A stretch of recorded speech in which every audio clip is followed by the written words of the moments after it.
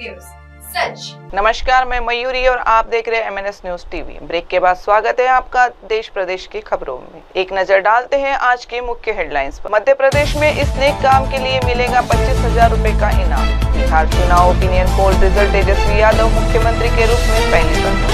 दिल्ली में ही 50 degree Celsius वाली गर्मी का क्यों हो रहा है ऐसा? अब खबरें विस्तार से। मध्य प्रदेश में इस नेक काम के लिए मिलेगा 25,000 रुपए का इनाम। रहावीर बनकर बचाए जान।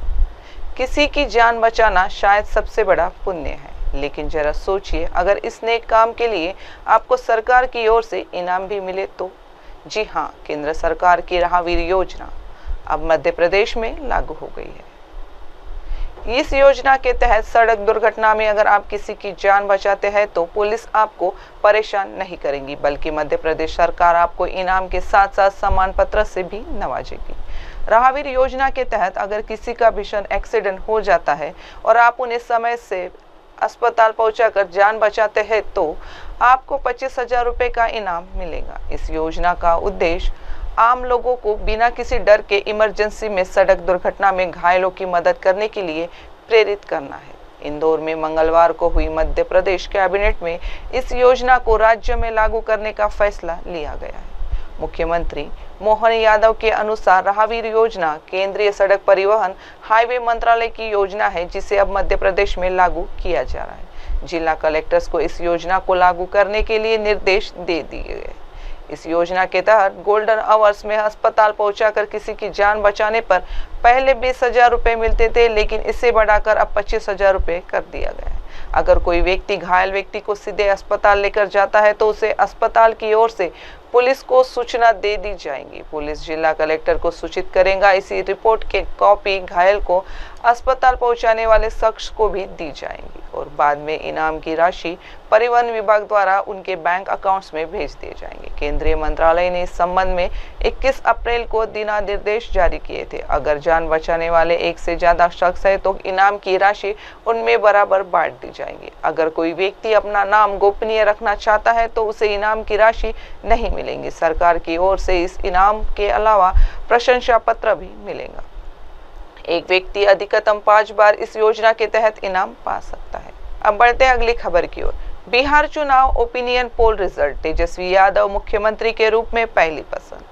नीतीश कुमार पर महिलाओं का भरोसा। बिहार विधानसभा चुनाव 2025 को लेकर एक नया सर्वे सामने आया है। इनसाइट के इस सर्वे में बताया गया है कि बिहार में महिलाएं एनडीए को वोट दे सकती हैं, वहीं ज्यादातर पुरुष महागठबंधन को वोट दे सकते हैं। सर्वे में यह भी कहा गया है कि नीतीश कुमार महिलाओं की पहली पसंद है। युवाओं में तेजस्वी यादव ज्यादा लोकप्रिय है। सर्वे में महिलाओं की राय भी शामिल थी। बिहार में ज्यादातर महिलाएं एनडीए को पसंद करती है। सर्वे में बताया गया कि 60.4% महिलाएं एनडीए को वोट दे सकती है, वहीं 28.4% महिलाएं महागठबंधन को चुन सकती है। लगभग 45% महिलाओं ने नीतीश कुमार को मुख्यमंत्री बनाने की बात कही, वहीं 31% महिलाओं ने तेजस्वी यादव को मुख्यमंत्री बनाने की बात कही। ज्यादातर पुरुषों ने तेजस्वी यादव को मुख्यमंत्री के रूप में पसंद किया। एक इनसाइट के सर्वे में तेजस्वी यादव को मुख्यमंत्री पद के लिए सबसे आगे बताया गया है। सर्वे 39 लोगों ने तेजस्वी यादव को मुख्यमंत्री बनाने की बात कही, वहीं 34% लोगों ने नीतीश कुमार को पसंद किया। इससे पहले सी वोटर के सर्वे में भी तेजस्वी यादव को मुख्यमंत्री पद का सबसे पसंदीदा उम्मीदवार बताया गया था। प्रशांत किशोर दूसरे स्थान पर थे और नीतीश कुमार तीसरे स्थान पर थे। बिहार में चुनाव अक्टूबर और नवंबर के बीच होने की संभावना है। चुनाव आयोग ने अभी तक चुनाव की तारीखों का ऐलान नहीं किया है। इस साल मुकाबला नीतीश कुमार और बीजेपी के नेतृत्व वाले एनडीए और कांग्रेस और तेजस्वी यादव की आरजेडी के नेतृत्व वाले महागठबंधन के बीच होगा। इस सर्वे में कई दिलचस्प बातें सामने आई है। महिलाओं के पसंद एनडीए है, जबकि पुरुषों की पसंद महागठबंधन। युवाओं में तेजस्वी यादव मुख्यमंत्री पद के लिए सबसे आगे है, लेकिन वे एनडीए को वोट देना पसंद करते हैं। अब देखना यह है कि चुनाव में क्या होता है। बिहार विधानसभा चुनाव 2025 को लेकर एक नया सर्वे सामने आया है।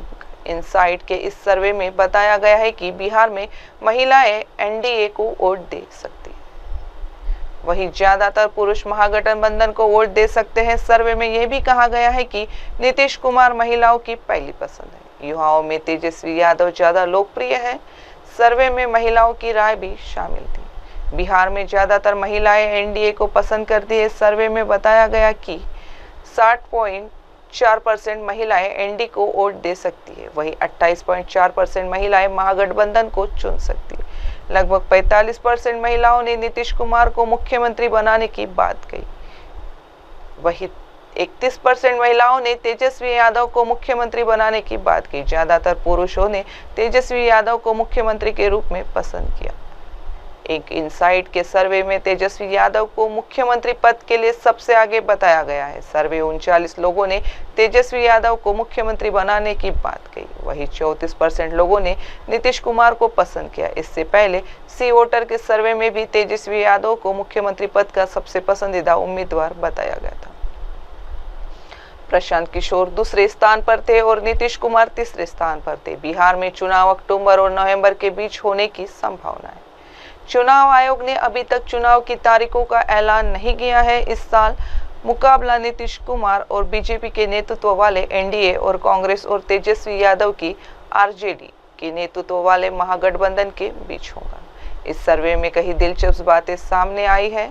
महिलाओं के पसंद एनडीए है, जबकि पुरुषों की पसंद महागठबंधन। युवाओं में तेजस्वी यादव मुख्यमंत्री पद के लिए सबसे आगे है, लेकिन वे एनडीए को वोट देना पसंद करते हैं। अब देखना यह है कि चुनाव में क्या होता है। बिहार विधानसभा चुनाव 2025 को लेकर एक नया सर्वे सामने आया है। एक इनसाइट के इस सर्वे में बताया गया है कि बिहार में महिलाएं एनडीए को वोट दे सकती हैं। वहीं ज्यादातर पुरुष महागठबंधन को वोट दे सकते हैं। सर्वे में यह भी कहा गया है कि नीतीश कुमार महिलाओं की पहली पसंद है। युवाओं में तेजस्वी यादव ज्यादा लोकप्रिय है। सर्वे में महिलाओं की राय भी शामिल थी। बिहार में ज्यादातर महिलाएं एनडीए को पसंद करती है। सर्वे में बताया गया कि 60.4% महिलाएं एनडीए को वोट दे सकती है। वहीं 28.4% महिलाएं महागठबंधन को चुन सकती है। लगभग 45% महिलाओं ने नीतीश कुमार को मुख्यमंत्री बनाने की बात कही। वहीं 31% महिलाओं ने तेजस्वी यादव को मुख्यमंत्री बनाने की बात की। ज्यादातर पुरुषों ने तेजस्वी यादव को मुख्यमंत्री के रूप में पसंद किया। एक इनसाइट के सर्वे में तेजस्वी यादव को मुख्यमंत्री पद के लिए सबसे आगे बताया गया है। सर्वे 39 लोगों ने तेजस्वी यादव को मुख्यमंत्री बनाने की बात कही। वहीं 34% लोगों ने नीतीश कुमार को पसंद किया। इससे पहले सी वोटर के सर्वे में भी तेजस्वी यादव को मुख्यमंत्री पद का सबसे पसंदीदा उम्मीदवार बताया गया था। प्रशांत किशोर दूसरे स्थान पर थे और नीतीश कुमार तीसरे स्थान पर थे। बिहार में चुनाव अक्टूबर और नवंबर के बीच होने की संभावना है। चुनाव आयोग ने अभी तक चुनाव की तारीखों का ऐलान नहीं किया है। इस साल मुकाबला नीतीश कुमार और बीजेपी के नेतृत्व वाले एनडीए और कांग्रेस और तेजस्वी यादव की आरजेडी के नेतृत्व वाले महागठबंधन के बीच होगा। इस सर्वे में कई दिलचस्प बातें सामने आई है। महिलाओं के पसंद एनडीए है, जबकि पुरुषों की पसंद महागठबंधन। युवाओं में तेजस्वी यादव मुख्यमंत्री पद के लिए सबसे आगे है, लेकिन वे एनडीए को वोट देना पसंद करते हैं। अब देखना यह है कि चुनाव में क्या होता है। अब बढ़ते हैं अगली खबर की ओर। दिल्ली में ही 50 डिग्री सेल्सियस वाली गर्मी का क्यों हो रहा है एहसास। रात में बढ़ रहा है पारा, दे रहा है टेंशन। दिल्ली में मई का तीसरा सप्ताह लोगों के लिए आफत भरा रहा है। राजस्थान में लगातार गर्मी का एहसास बढ़ता जा रहा है। स्थिति यह है कि पारा भले ही 42 डिग्री सेल्सियस पहुंचा हो, लेकिन गर्मी का एहसास 50 डिग्री सेल्सियस वाला हो रहा है। मंगलवार दोपहर को सफरचंदगंज में अधिकतम तापमान 41.8 डिग्री सेल्सियस रहा, लेकिन शहर में नमी की वजह से हीट इंडेक्स 49.6 डिग्री सेल्सियस तक पहुंच गया है। पिछले कुछ दिनों से हीट इंडेक्स लगातार बढ़ रहा है। इससे गर्मी में जुड़ी बीमारियों का खतरा बढ़ गया है। सोमवार को यह 48.5 डिग्री सेल्सियस रहा, जबकि पिछले दिन यह 43.6 डिग्री सेल्सियस था। भीषण गर्मी के कारण दोपहर 3 बजे बिजली की अधिकतम मांग 7401 मेगावाट तक पहुंच गई, जो एक दिन पहले 7265 मेगावाट के मुकाबले इस सीजन में सबसे अधिक है। 19 जून 2024 को अब तक की सबसे अधिक अधिकतम मांग 8656 मेगावाट दर्ज की गई। डिस्कॉम का अनुमान है कि इस सीजन में मांग 9000 मेगावाट तक पहुंच सकती है। आईएमडी के अनुसार साइक्लोनिक सर्कुलेशन के प्रभाव में पूर्वी हवाओं से अत्यधिक नमी की वजह से इस सप्ताह आर्द्रता और असुविधा का स्तर उच्च रहने की उम्मीद है। वहीं गुरुवार तक गरज के साथ बारिश और तेज हवाएं चलने की भी संभावना है। आईएमडी ने मंगलवार देर शाम हल्की बारिश, गरज के साथ छींटे और तेज हवाएं चलने की उम्मीद जताई थी। हालांकि रात 9 बजे तक ऐसा कोई मौसमी गतिविधि नहीं हुई जो इस क्षेत्र को जल्दी ठंडा कर सके। आर्द्रता के 70% के बीच रही रातें लगातार गर्म और उमस भरी रही। आईएमडी के एक अधिकारी ने कहा कि गुरुवार तक अलग अलग स्थानों पर गरज के साथ बारिश, छिटपुटी बारिश और धूल भरी हवाएं 50 किलोमीटर प्रति घंटे तक चलने की संभावना है। उसके बाद भी नमी की मात्रा अधिक रहेगी, जिसका मतलब है कि अधिकतम तापमान में बहुत अधिक वृद्धि होने की संभावना नहीं है। मौसम विभाग के एक अधिकारी ने बताया कि साफ आसमान और नमी के मिश्रण से संवहनीय बादल बन सकते हैं। बुधवार और गुरुवार को दिल्ली का अधिकतम तापमान 38 से 40 डिग्री सेल्सियस के बीच रहने की संभावना है। इस बीच दिल्ली का आईक्यू 204 रहा, जबकि यह दिन पहले ही 201 था। अब बढ़ते हैं अगली खबर की ओर। 16 साल तक पुलिस को छकाता रहा बाबा, गांव वाले करते रहे चरण स्पर्श, खूंखार अपराधी को घसीटते हुए ले गई पुलिस। जिले में एक दिलचस्प मामला सामने आया है। देवेंद्र भार्गव नाम का एक आरोपी जो 16 साल से फरार था, पुलिस के हत्थे चढ़ गया। वह धार्मिक यात्राओं पर साधु के भेष में घूम रहा था। पुलिस ने उसे ग्राम हैदर से गिरफ्तार किया। वह अदालत में पेशी से फरार हो गया था। उस पर कई आपराधिक मामले दर्ज थे। पुलिस अधीक्षक विनीत कुमार जैन ने इस मामले में टीम को बधाई दी है। देवेंद्र भार्गव पिछले 16 सालों से पुलिस अदालत को चकमा दे रहा था। वह राजस्थान और अन्य राज्यों के धार्मिक स्थलों में साधु बनकर रह रहा था। अशोकनगर पुलिस लगातार उसकी तलाश कर रही थी। आखिरकार पुलिस को उसे पकड़ने में सफलता मिली। पुलिस अधीक्षक विनीत कुमार जैन के नेतृत्व में फरार आरोपियों को पकड़ने के लिए एक अभियान चलाया जा रहा है। इस अभियान में अशोकनगर पुलिस को सफलता मिल रही है। 20 मई 2025 को पुलिस ने देवेंद्र भार्गव को गिरफ्तार किया। वह साधु के भेष में ग्राम हैदर में था। सिटी कोतवाली अशोकनगर पुलिस टीम ने उसे गिरफ्तार किया। आरोपी देवेंद्र भार्गव के खिलाफ अशोकनगर की अलग अलग अदालतों में कई वारंट जारी थे। साल 2009 में एक और साल 2010 में 2 वारंट जारी हुए थे। एसपी अशोकनगर ने टीआई मनीष कुमार शर्मा को इस आरोपी को ढूंढने का काम सौंपा था। पुलिस टीम को जानकारी मिली कि देवेंद्र भार्गव नरसिंहपुर की वीरमान घाट के एक आश्रम में साधु बन गया है। वह गुजरात और राजस्थान में रहता था। पुलिस टीम लगातार उसकी जानकारी जुटा रही थी। पुलिस को पता था कि देवेंद्र भार्गव 20 मई 2025 को ग्राम हैदर में एक यज्ञ में शामिल होने आएगा। पुलिस टीम ने मुखबिर की मदद से उसे पहचान और गिरफ्तार कर लिया। एसपी विनीत कुमार जैन ने पुलिस टीम को 5000 रुपए का इनाम देने की घोषणा की है। इस गिरफ्तारी में सौनी अवधेश रघुवंशी, प्रहार शैलेंद्र रघुवंशी और प्रारंभ अनूप कुमार ने महत्वपूर्ण भूमिका निभाई। इस मामले में पुलिस अधीक्षक विनीत कुमार जैन ने कहा, फरार आरोपियों को पकड़ने के लिए हमारा अभियान जारी रहेगा। जिले में एक दिलचस्प मामला सामने आया है। देवेंद्र भार्गव नाम का एक आरोपी जो 16 साल से फरार था, पुलिस के हत्थे चढ़ गया। वह धार्मिक यात्राओं पर साधु के भेष में घूम रहा था। पुलिस ने उसे ग्राम हैदर से गिरफ्तार किया। वह अदालत में पेशी से फरार हो गया था। उस पर कई आपराधिक मामले दर्ज थे। पुलिस अधीक्षक विनीत कुमार जैन ने इस मामले में टीम को बधाई दी है। देवेंद्र भार्गव पिछले 16 सालों से पुलिस अदालत को चकमा दे रहा था। वह राजस्थान और अन्य राज्यों के धार्मिक स्थलों में साधु बनकर रह रहा था। अशोकनगर पुलिस लगातार उसकी तलाश कर रही थी। आखिरकार पुलिस को उसे पकड़ने में सफलता मिली। पुलिस अधीक्षक विनीत कुमार जैन के नेतृत्व में फरार आरोपियों को पकड़ने के लिए एक अभियान चलाया जा रहा है। इस अभियान में अशोकनगर पुलिस को सफलता मिल रही है। 20 मई 2025 को पुलिस ने देवेंद्र भार्गव को गिरफ्तार किया। वह साधु के भेष में ग्राम हैदर में था। सिटी कोतवाली अशोकनगर पुलिस टीम ने उसे गिरफ्तार किया। आरोपी देवेंद्र भार्गव के खिलाफ अशोकनगर की अलग अलग अदालतों में कई वारंट जारी थे। साल 2009 में एक और साल 2010 में 2 वारंट जारी हुए थे। एसपी अशोकनगर ने टीआई मनीष कुमार शर्मा को इस आरोपी को ढूंढने का काम सौंपा था। पुलिस टीम को जानकारी मिली कि देवेंद्र भार्गव नरसिंहपुर की वीरमान घाट के एक आश्रम में साधु बन गया है। वह गुजरात और राजस्थान में रहता था। पुलिस टीम लगातार उसकी जानकारी जुटा रही थी। पुलिस को पता था कि देवेंद्र भार्गव 20 मई 2025 को ग्राम हैदर में एक यज्ञ में शामिल होने आएगा। पुलिस टीम ने मुखबिर की मदद से उसे पहचान और गिरफ्तार कर लिया। एसपी विनीत कुमार जैन ने पुलिस टीम को 5,000 रुपए का इनाम देने की घोषणा की है। इस गिरफ्तारी में सौनी अवधेश रघुवंशी, प्रहार शैलेंद्र रघुवंशी और प्रारंभ अनूप कुमार ने महत्वपूर्ण भूमिका निभाई। इस मामले में पुलिस अधीक्षक विनीत कुमार जैन ने कहा, फरार आरोपियों को पकड़ने के लिए हमारा अभियान जारी रहेगा। जिले में एक दिलचस्प मामला सामने आया है। देवेंद्र भार्गव नाम का एक आरोपी जो 16 साल से फरार था, पुलिस के हत्थे चढ़ गया। वह धार्मिक यात्राओं पर साधु के भेष में घूम रहा था।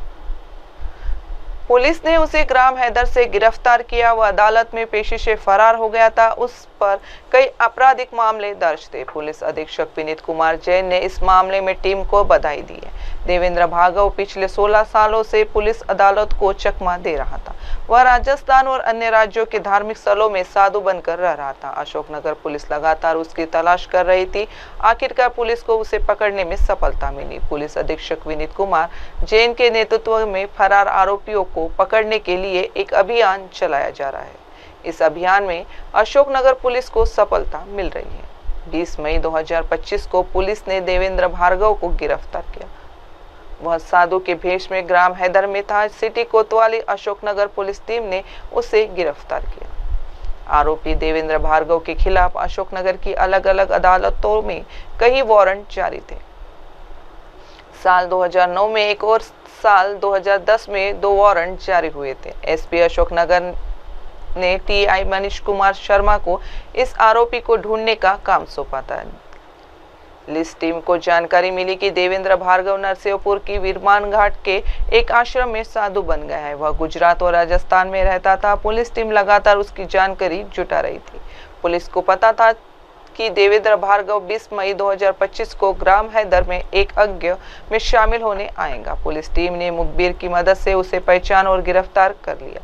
एसपी विनीत कुमार जैन ने पुलिस टीम को 5,000 रुपए का इनाम देने की घोषणा की है।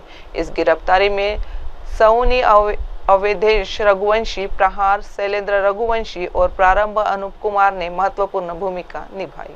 इस मामले में पुलिस अधीक्षक विनीत कुमार जैन ने कहा, फरार आरोपियों को पकड़ने के लिए हमारा अभियान जारी रहेगा। अब बढ़ते अगली खबर की ओर। 40 जेसीबी, 35 हिताची मशीनें और 8,200 निर्माण, 3,000 पुलिस कर्मियों की तैनाती है। अहमदाबाद में मिनी बांग्लादेश पर बुलडोजर एक्शन। गुजरात के आर्थिक केंद्र अहमदाबाद में अवैध बांग्लादेशियों के खिलाफ बुलडोजर एक्शन जारी है। शहर के ईसनपुर पुलिस स्टेशन एरिया में आने वाला चंदोला तालाब छावनी बना हुआ है। ऑपरेशन 2 के तहत 8,000 अवैध निर्माणों को तोड़ने की कार्रवाई चल रही है। ये कार्रवाई मंगलवार सुबह 7 बजे शुरू हुई थी। सभी अवैध निर्माणों को तोड़ने में करीब 100 घंटे का समय लगने की उम्मीद की जा रही है। ये गुजरात का सबसे बड़ा बुलडोजर एक्शन है। चंदोला तालाब पर पहले चरण में अहमदाबाद नगर निगम ने शहर पुलिस की मौजूदगी में 2000 से अधिक झोपड़े और बांग्लादेशियों के मददगार महमूद पठान उर्फ लल्ला बिहारी के रिसोर्ट को ध्वस्त किया था। अब निगम के द्वारा सरकारी जमीन को खाली करने के लिए फिर से प्रक्रिया शुरू की गई है। अहमदाबाद पुलिस आयुक्त जीएस मलिक मौके पर ही कैंप कर रहे थे। बुलडोजर एक्शन के दौरान कोई अप्रिय घटना न घटी, इसके लिए 3,000 पुलिस कर्मियों की 725 कर्मियों को तैनात किया गया। अवैध बांग्लादेशियों के बसने यह इलाका मिनी बांग्लादेश के तौर पर जाना जाता था। अहमदाबाद पुलिस आयुक्त जीएस मलिक के अनुसार नगर निगम ने चंदोला झील के आसपास 2.5 लाख वर्ग मीटर क्षेत्र से अवैध निर्माणों को हटाने का फैसला किया है। पिछले महीने 1.25 लाख वर्ग मीटर क्षेत्र से अवैध बांग्लादेशी प्रवासियों के घरों समेत अतिक्रमण को हटाया था। संयुक्त पुलिस आयुक्त शरद सिंघल ने बताया कि दूसरे और अंतिम चरण में एएमसी पुलिस की मदद से शेष भूमि को अवैध अतिक्रमण से मुक्ति कराएंगे। उन्होंने कहा कि कानून व्यवस्था बनाए रखने के लिए करीब 3,000 पुलिस कर्मियों और राज्य रिजर्व पुलिस के जवानों को तैनात किया गया है। सिंघल ने कहा है कि पहले चरण में हमारा मुख्य लक्ष्य असामाजिक तत्व और अवैध बांग्लादेशी निवासी थे। जो यहाँ रह रहे हैं। हमने अतिक्रमण विरोधी अभियान के पहले चरण से पूर्व यहाँ अवैध रूप से रह रहे 202 बांग्लादेशी नागरिकों को हिरासत में लिया। दूसरे चरण में हम शेष अवैध अतिक्रमण को हटा देंगे। जब तक सभी अवैध ढांचे हटा नहीं दिए जाते तब तक अतिक्रमण विरोधी अभियान जारी रहेगा। उन्होंने कहा, एएमसी के कम से कम 50 दलों ने सुबह अपना काम शुरू कर दिया है और दोपहर तक 30% क्षेत्र को साफ कर दिया है। हमने क्षेत्र में कड़ी निगरानी रखने के लिए 50 ड्रोन तैनात किए हैं। अब बढ़ते हैं अगली खबर की ओर। यूपी के नई इलाकों में थी आतंकी हमलों की साजिश, पाकिस्तानी जासूस शहजाद ने किए चौंकाने वाले खुलासे। उत्तर प्रदेश के रामपुर से गिरफ्तार किए गए पाकिस्तानी जासूस शहजाद ने पूछताछ के दौरान एटीएस के सामने कई चौंकाने वाले खुलासे किए हैं। उसने स्वीकार किया है कि उत्तर प्रदेश के कई इलाकों में आतंकी हमले की तैयारी की जा रही थी। इन आतंकी वारदातों को जल्दी अंजाम दिया जाता था। शहजाद ने अपने पाकिस्तानी खुफिया एजेंसी आईएसआई से संबंधों की बात मान ली है। साथ ही देश के भीतर सक्रिय अन्य एजेंटों के बारे में भी एटीएस को जानकारी दी है। यूपी एटीएस ने शहजाद को रामपुर के आजाद नगर मोहल्ले से गिरफ्तार किया था। पूछताछ के दौरान शहजाद ने पहले कई सवालों के जवाब देने से इनकार किया। जब एटीएस ने उसे कॉल डिटेल्स और चैट्स दिखाई तो उसने कबूल किया कि वो व्हाट्सएप के जरिए पाकिस्तानी एजेंसी से संपर्क में था। उसने ये भी बताया कि आईएसआई के इशारे पर वह कॉस्मेटिक और आर्टिफिशियल ज्वेलरी की तस्करी करने लगा था। इससे वह जासूसी गतिविधियों को छिपाकर अंजाम दे रहा था। शहजाद ने बताया कि वह भारत में मौजूद अन्य पाक एजेंटों को पैसा मुहैया कराता था ताकि वे संवेदनशील जानकारियां पाकिस्तान भेज सके। उसने कई प्रमुख संस्थानों की जासूसी से जुड़ी जानकारी भी साझा की है। एटीएस को ये भी पता चला है कि देश भर में फैले ये एजेंट सैन्य छावनियों, रेलवे प्रतिष्ठानों और अन्य रणनीतिक ठिकानों से जुड़ी सूचनाएं जुटा रहे थे। एटीएस के मुताबिक शहजाद को आगे की जांच के लिए जल्दी रिमांड पर लिया जाएगा और उससे दिल्ली, रामपुर व अन्य जिलों में लेकर जाकर पूछताछ की जाएगी। इसके साथ ही यह भी जांच की जा रही है कि क्या शहजाद का संबंध उन एजेंटों के से भी था जो हाल ही में हनी ट्रैप के जरिए पकड़े गए थे। इनमें फिरोजाबाद ऑर्डिनेंस फैक्ट्री का कर्मचारी रविंद्र कुमार और कानपुर ऑर्डिनेंस फैक्ट्री का विकास कुमार शामिल है, जो नेहा शर्मा नाम की महिला जासूस के झांसे में आकर खुफिया जानकारियां पाकिस्तानी खुफिया एजेंसी को साझा कर रहे थे। उत्तर प्रदेश के रामपुर से गिरफ्तार किए गए पाकिस्तानी जासूस शहजाद ने पूछताछ के दौरान एटीएस के सामने कई चौंकाने वाले खुलासे किए हैं। उसने स्वीकार किया है कि उत्तर प्रदेश के कई इलाकों में आतंकी हमले की तैयारी की जा रही थी। इन आतंकी वारदातों को जल्दी अंजाम दिया जाता था। शहजाद ने अपने पाकिस्तानी खुफिया एजेंसी आईएसआई से संबंधों की बात मान ली है। साथ ही देश के भीतर सक्रिय अन्य एजेंटों के बारे में भी एटीएस को जानकारी दी है। यूपी एटीएस ने शहजाद को रामपुर के आजाद नगर मोहल्ले से गिरफ्तार किया था। पूछताछ के दौरान शहजाद ने पहले कई सवालों के जवाब देने से इनकार किया। जब एटीएस ने उसे कॉल डिटेल्स और चैट्स दिखाई तो उसने कबूल किया कि वो व्हाट्सएप के जरिए पाकिस्तानी एजेंसी से संपर्क में था। उसने ये भी बताया कि आईएसआई के इशारे पर वह कॉस्मेटिक और आर्टिफिशियल ज्वेलरी की तस्करी करने लगा था। इससे वह जासूसी गतिविधियों को छिपाकर अंजाम दे रहा था। शहजाद ने बताया कि वह भारत में मौजूद अन्य पाक एजेंटों को पैसा मुहैया कराता था ताकि वे संवेदनशील जानकारियां पाकिस्तान भेज सके। उसने कई प्रमुख संस्थानों की जासूसी से जुड़ी जानकारी भी साझा की है। एटीएस को ये भी पता चला है कि देश भर में फैले ये एजेंट सैन्य छावनियों, रेलवे प्रतिष्ठानों और अन्य रणनीतिक ठिकानों से जुड़ी सूचनाएं जुटा रहे थे। एटीएस के मुताबिक शहजाद को आगे की जांच के लिए जल्दी रिमांड पर लिया जाएगा और उससे दिल्ली, रामपुर व अन्य जिलों में लेकर जाकर पूछताछ की जाएगी। इसके साथ ही यह भी जांच की जा रही है कि क्या शहजाद का संबंध उन एजेंटों के से भी था जो हाल ही में हनी ट्रैप के जरिए पकड़े गए थे। इनमें फिरोजाबाद ऑर्डिनेंस फैक्ट्री का कर्मचारी रविंद्र कुमार और कानपुर ऑर्डिनेंस फैक्ट्री का विकास कुमार शामिल है, जो नेहा शर्मा नाम की महिला जासूस के झांसे में आकर खुफिया जानकारियां पाकिस्तानी खुफिया एजेंसी को साझा कर रहे थे। उत्तर प्रदेश के रामपुर से गिरफ्तार किए गए पाकिस्तानी जासूस शहजाद ने पूछताछ के दौरान एटीएस के सामने कई चौंकाने वाले खुलासे किए हैं। उसने स्वीकार किया है कि उत्तर प्रदेश के कई इलाकों में आतंकी हमले की तैयारी की जा रही थी। इन आतंकी वारदातों को जल्दी अंजाम दिया जाता था। शहजाद ने अपने पाकिस्तानी खुफिया एजेंसी आईएसआई से संबंधों की बात मान ली है। साथ ही देश के भीतर सक्रिय अन्य एजेंटों के बारे में भी एटीएस को जानकारी दी है। यूपी एटीएस ने शहजाद को रामपुर के आजाद नगर मोहल्ले से गिरफ्तार किया था। पूछताछ के दौरान शहजाद ने पहले कई सवालों के जवाब देने से इनकार किया। जब एटीएस ने उसे कॉल डिटेल्स और चैट्स दिखाई तो उसने कबूल किया कि वो व्हाट्सएप के जरिए पाकिस्तानी एजेंसी से संपर्क में था। उसने ये भी बताया कि आईएसआई के इशारे पर वह कॉस्मेटिक और आर्टिफिशियल ज्वेलरी की तस्करी करने लगा था। इससे वह जासूसी गतिविधियों को छिपाकर अंजाम दे रहा था। शहजाद ने बताया कि वह भारत में मौजूद अन्य पाक एजेंटों को पैसा मुहैया कराता था ताकि वे संवेदनशील जानकारियां पाकिस्तान भेज सके। उसने कई प्रमुख संस्थानों की जासूसी से जुड़ी जानकारी भी साझा की है। एटीएस को ये भी पता चला है कि देश भर में फैले ये एजेंट सैन्य छावनियों, रेलवे प्रतिष्ठानों और अन्य रणनीतिक ठिकानों से जुड़ी सूचनाएं जुटा रहे थे। एटीएस के मुताबिक शहजाद को आगे की जांच के लिए जल्दी रिमांड पर लिया जाएगा और उससे दिल्ली, रामपुर व अन्य जिलों में लेकर जाकर पूछताछ की जाएगी। इसके साथ ही यह भी जांच की जा रही है कि क्या शहजाद का संबंध उन एजेंटों के से भी था जो हाल ही में हनी ट्रैप के जरिए पकड़े गए थे। इनमें फिरोजाबाद ऑर्डिनेंस फैक्ट्री का कर्मचारी रविंद्र कुमार और कानपुर ऑर्डिनेंस फैक्ट्री का विकास कुमार शामिल है, जो नेहा शर्मा नाम की महिला जासूस के झांसे में आकर खुफिया जानकारियां पाकिस्तानी खुफिया एजेंसी को साझा कर रहे थे। अब बढ़ते हैं अगली खबर की ओर। पाकिस्तानी शायर की नज्म पढ़ी, देश में तख्त पलटने का भड़काऊ बयान। नागपुर में वीरा साथीदार की पत्नी समेत 3 पर एफआईआर। महाराष्ट्र के नागपुर दिवंगत अभिनेता और कार्यकर्ता वीरा साथीदार की पत्नी पुष्पा सहित 3 लोगों के खिलाफ एफआईआर दर्ज की गई है। उनके ऊपर भारत की एकता और अखंडता को खतरे में डालने और शत्रुता को बढ़ावा देने के आरोप लगा है। मामला नागपुर में आयोजित एक कार्यक्रम में पाकिस्तानी कवि फैज अहमद फैज की नज्म हम देखेंगे पढ़ने को लेकर दर्ज हुआ है। पुलिस ने बताया कि कार्यक्रम 13 मई को नागपुर में वीरा साथीदार की स्मृति में आयोजित हुआ था। इस विवादास्पद कार्यक्रम से जुड़े लोगों के बयान दर्ज किए जा रहे हैं। एक अधिकारी ने बताया कि मामले की जांच संवेदनशील चरण पे है।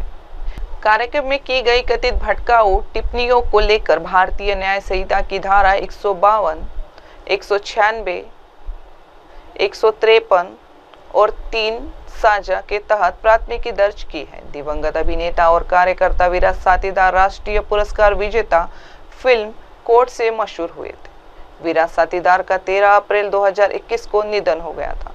वीरा साथीदार की याद में यह कार्यक्रम समता कला मंच के सहयोग से वीरा साथीदार स्मृति सम्मेलन समिति ने आयोजित किया था। आयोजन नागपुर के विदर्भ हिंदी साहित्य सम्मेलन हॉल में था। इसी कार्यक्रम में ही की गई टिप्पणियों के कारण विवाद पैदा हो गया। स्थानीय निवासी दत्तात्रेय शिर्के ने यह शिकायत सीताबर्डी थाने में दर्ज कराई। आरोप है कि समता कला मंच की एक महिला सदस्य ने कथित तौर पर पाकिस्तान के मशहूर कवि फैज की कविताएं पढ़ी, जिनमें ये पंक्तियां भी थी, हम अहम ये सफ़ा मरदूद ये हरम मसनद पे बिठाए जाएंगे, सब ताजे उछाले जाएंगे, सब सक गिराए जाएंगे। हम देखेंगे इस नज्म को व्यापक रूप से अधिनायकवाद के खिलाफ प्रतिरोध का आह्वान माना जाता है। शिकायतकर्ता ने इसे सरकार के खिलाफ प्रत्यक्ष उकसावे के रूप में वैकल्पिक किया है। इस बीच पुलिस ने मामले की जांच तेज कर दी है और वरिष्ठ अधिकारियों ने कहा कि वे आयोजकों को और उपस्थित लोगों को सहित कार्यक्रम में मौजूद लोगों के बयान दर्ज करने की प्रक्रिया में है। पुलिस के एक सूत्र ने बताया कि अब तक 5 लोगों के बयान दर्ज किए गए हैं और संकेत दिया गया है कि जल्दी पूछताछ के लिए और लोगों को बुलाया जाएगा। अब वक्त हो चुका है एक छोटे से ब्रेक का। देखते रहिए MNS न्यूज़ टीवी। नमस्कार। हाय हेलो नमस्कार, मैं हूं पंकज विष्णु और आप देख रहे हैं MNS न्यूज़। आप देख रहे हैं MNS न्यूज़, सच जरूर।